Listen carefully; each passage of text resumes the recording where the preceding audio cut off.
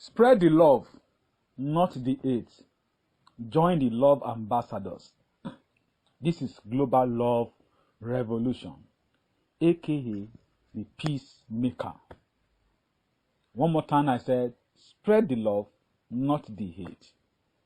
Evil is on the rise. Criminality is on the rise despite human, religious, and government effort. Why? We are waging war against evil with evil. We are fighting corruption with the instrument of corruption. We want to stop terrorism without fighting its ideology. We are curtailing crime with cruel tools. What humans are actually doing is that we are waging cruel war to stop a war. And by so doing, we are creating more battlegrounds. Humans have abandoned their most potent weapon to wage war against crime, which is love. How can we be just, being unjust ourselves? How can we possibly live by killing others? How will you sleep after you woke others up?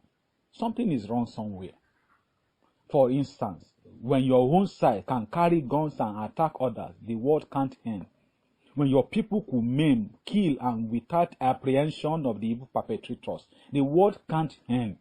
When the borders of certain sectors can be tightly sealed, while you left your own border widely open, in fact, the war will continue. When the rule that binds other side cannot be upheld by your own, then the door to evil and death cannot be closed. The war won't come to an end. When my murderous machineries could vandalize other people's livelihood and sources of living, and I left my own intact, then I have long declared war that may never come to an end in 1,000 years. You are already waging economic war the moment you targeted and tried to crumble the economy of others. But then you left your own sources secure. My fellow humans, no party will live forever in this kind of a situation.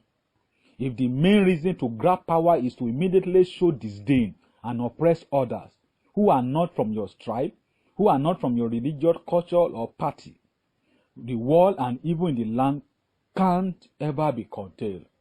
If your main reason of going up and down, traveling, is to secretly ally with foreign backers who will help to subdue the rest of the people, you have declared continuous war. As long as the whole moves is selfish, life can't be balanced for both. If a sector of the nation could be strictly monitored to pay their taxes and dues, but certain other sectors are not included, that is war. If a religion, culture, or ideology in a multi-religious, multicultural, and heterogeneous society is highly promoted and funded above the rest, that is crime against humanity. Poverty and hunger is a crime.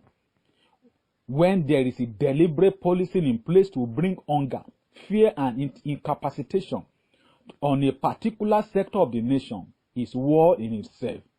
When men and women are subjected to fear, intimidation, and despair because of evil, selfish ideology, the world cannot be at peace. The world is not coming. The world is already declared. The moment we embark on ethnic cleansing campaign, and there won't be peace on both sides. If after the civil war we still continue to suppress, marginalize, and malign the agitators, then actually the civil war has not ended. It has just begun. The oppressed people will continue to seek to succeed. You recruit more of your own into juicy places, sensitive places in the nation, while you left others to crumble for other lesser offers. You put servicemen from other regions to be killed in an insurgent war, but kept your own in a bunker. That is crime against humanity. Nations are not built with unfairness. Appointing your men into juicy offers and leaving others to scramble for the crumbs is war crime and crime against humanity, as I have said before. Admitting your own children into lucrative and competitive courses, not minding their average performances, but you close the admission doors to children of other backgrounds despite their brilliancy, is crime and war against humanity, sir. That system is already corrupt and it can't fight corruption. War began long ago when press freedom is opposed and voices of the opposition are silenced, men cannot be kept mute forever. It is man that creates criminal tendencies in the people. And it is the same man that we want to commit lots of resources to contain the evil they willfully created. You want to stop the war? You want our war to be healed and rebuilt? Then stop the sectarian killings of others. Stop the marginalization. Stop rating your tribe, your religion, and culture above the rest. Stop the secret plan to take over other people's inheritance. We cannot stop war without justice for all. The circle of killings can't stop unless the circuit of evil perpetrators are broken with the instrument of fair justice for all. We can't fight corruption in others without fighting the greed inside our own lives. We can't defeat corruption being corrupt ourselves. No society thrives together without love, tolerance, and fairness. Unless you accept me and I accept you, there can't be peace. Unless I see you as my brother and you take me as your own brother, though we have different backgrounds and views, the war won't come to an end. Let me buttress this fact that love is the strongest weapon. Love is the strongest weapon of war. The best instrument to contain societal evil is love. No war completely ends with force, but certainly love will put an end to war. When it comes to global peace, everyone is needed.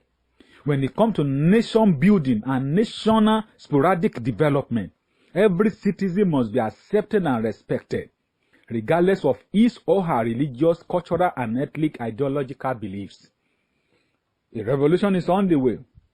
It is not the revolution of force, violence, or stick or gum. It is not the revolution to subdue or to overthrow others. It is the revolution of love. The bloodless love revolution. The revolution that binds men and women together for mutual love and mutual respect. The only authentic revolution that can end the crime, war, and atrocity of our days.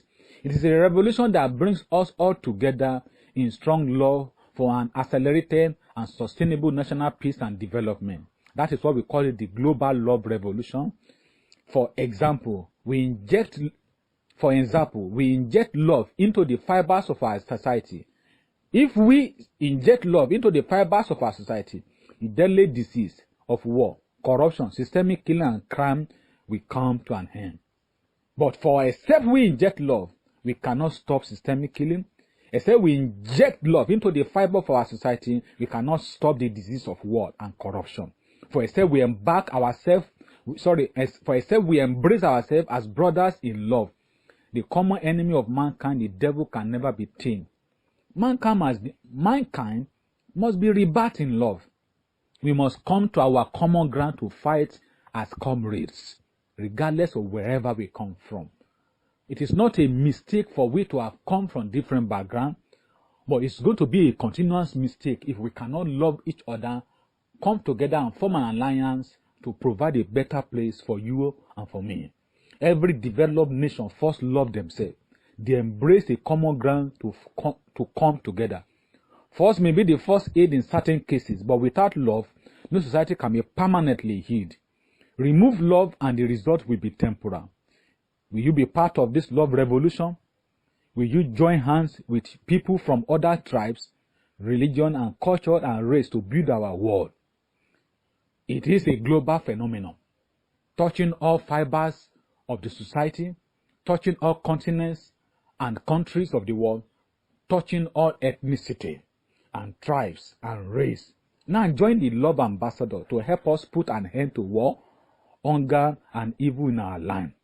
It doesn't matter who you are and where you come from, or your religious, tribal, cultural, and ideological beliefs. Let's come together to build our nation. Let's come together to beautify our world again. I am officially calling you to join the move. Here is your invitation. Invitation to join the love movement. Be part of the love ambassadors, men and women that are changing our world for good. It is time to heal our world by loving our world. Before I go, here is our goal at Global Love Revolution. Our goal is to promote love, harmony, and interparticipation among the diverse ethnic, religious, and cultural ideologies for accelerated national and global transformation and for mutual benefit. One more time, it is time to heal our world by loving our world. I am Lord Eniola. Thank you for joining the move.